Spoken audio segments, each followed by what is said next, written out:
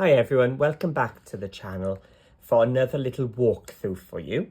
So you may have seen this already in one of my videos where I showed you how to make this tunnel album. So the tunnel books were really popular because people liked the way they delved in. But some people are like, oh, I like them, but I don't know where to put the photos. So that's why I came up with this Curious and Curiouser tunnel album one, because I liked the way we just sort of delved, and we had photo mats then for 5x7 photos. So I combined a hybrid of the tunnel books and the traditional album pocket pages, and came up with this little hybrid version. And you can see some cool little extra elements there. So we've got spaces for 5x7 photos on our photo mats, and we had the pockets as well, and we had extra tuck spots, but we still had that tunnel book effect going on, like so. And so this was the Curious and Curious version, and it's the one in the tutorial. But of course, I didn't just dive straight into this. I did have a little practice run. So that's why you're here today to see the same album, but in a different paper pad. So this is going back a little bit further with the Graphic 45 collections using the Let's Get Artsy one. And again, I just used the one pad of 8x8, although I think I did swap them out for some of the patterns and solids on this one, but it's definitely possible to make it using just the 8x8 pads. So using the 8x8 front page, I had 2 sheets of that, and I used one sheet as a cut apart so that these complete ones are actually 3D mounted. So you can see, so it's not just a flat cover.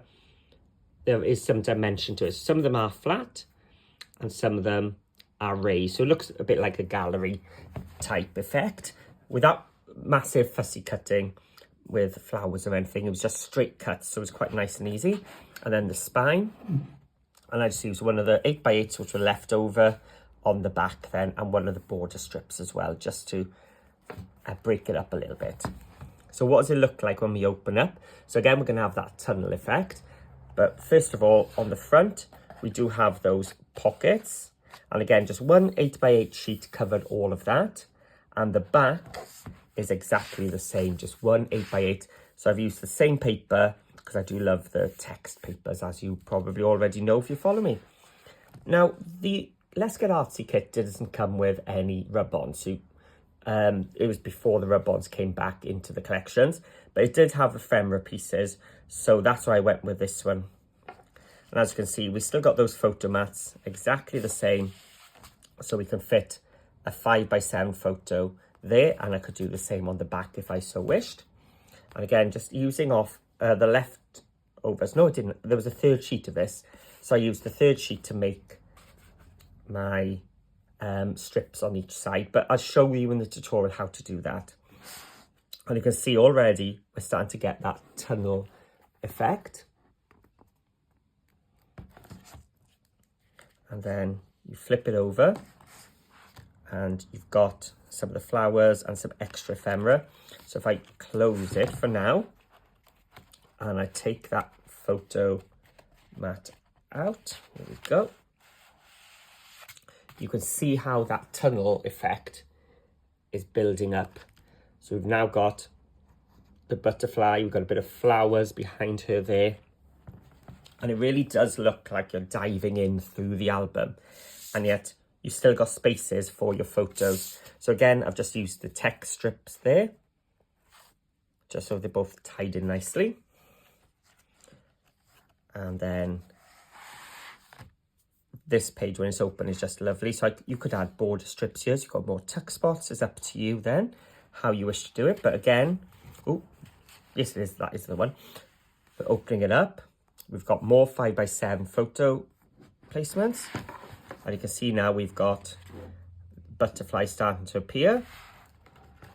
And then you open it up.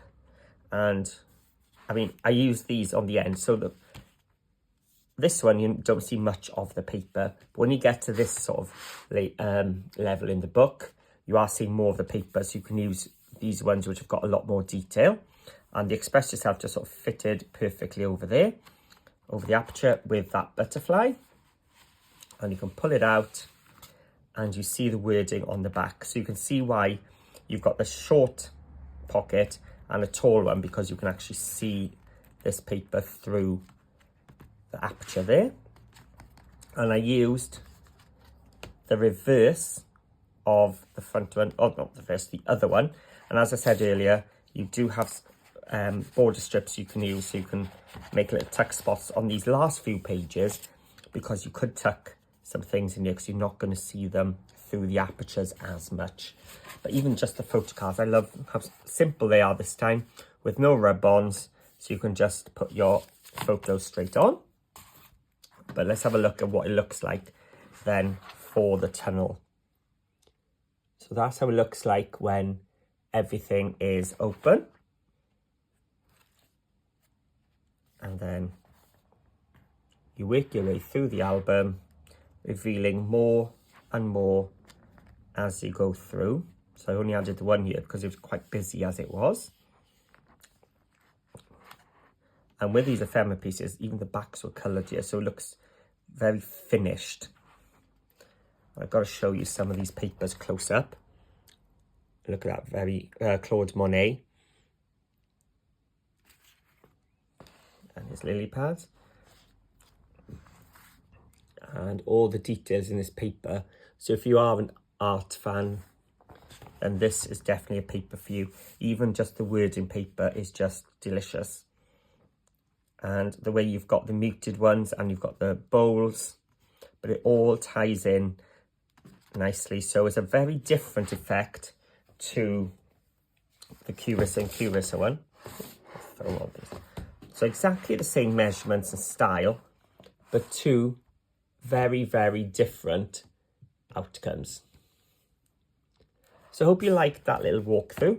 So if you just curious to see, Curacao and Curacao, if you were curious to see what it would look like using a different paper pad, then there's the answer for you there. So as long as you've got an 8x8 paper pad, or and some ephemera, or you're happy to do some fussy cutting, it really isn't as daunting as it looks. It's quite a nice album. It does come together quite quickly as well. So have a go. I'm really, really curious to see. I'm really looking forward to seeing what everybody else's looks like. So please, if you get a chance, have a little comment in the section below. It really does help the channel as well. And there's also a link to my Facebook group as well, so you can share your ideas and to see some of the other people's versions as well, because it really is a fun project. So go on, give it a go. If you haven't already, hit that subscribe button as well. It really does help. So thanks for watching, and I'll see you all again very soon.